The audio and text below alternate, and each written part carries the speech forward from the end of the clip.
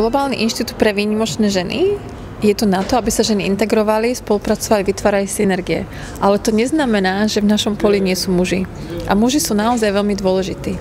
Ale sú to muži, ktorí naozaj chápu, čo sa deje na planéte, ktorí rozumejú roli žien momentálne v súčasnosti a chápu tomu, ako je veľmi dôležité, aby nás podporovali. Ja by som povedala, že tí muži, ktorých poznáte, sú integrovaní, niektorí povedia, že sú osvietení, ale to sú muži, ktorí rozumejú, keď hovoríme o ženskej a mužskej energii, že to nie je otázka pohlaví. To nie je o tom, že my ženy sme lepšie, alebo muži sú horší ako ženy.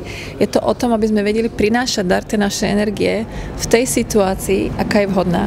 A momentálne je pravda, že svet je posunutý príliš veľmi do tej mužskej energie, sa stal príliš efektívnym, príliš racionálnym a nie je tak veľmi odolný, nie je tak zosieťovaný a tá kvalita ženskej energie je veľmi dôležitá. Takže sú to muži, ktorí chápu poslaniu, zodpovednosti a príležitosti pre ženy, ktorí chápu, že sú tu na to, aby teraz momentálne podporovali ženy, aby sme spolu mohli uzemňovať tú novú kultúru spolupráce, ktorá prichádza na planétu. Takže my sme ženy, to sú muži, ktorí chápu, že ženy prinášame kvalitu tej energie, ktoré oni majú tak veľa. Je to, ako keby ste si predstavili, že veslujete. Niekedy je vhodné pre ženy, aby boli vpredu, niekedy je vhodné pre mužov, aby boli vpredu.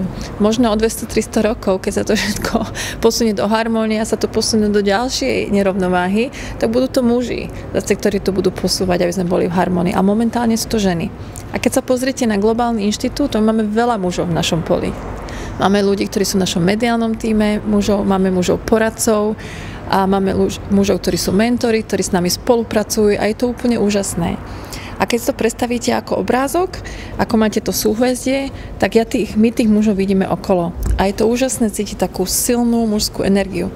Je to možno ako niekedy v minulosti ste mali rytierov a kráľovnej.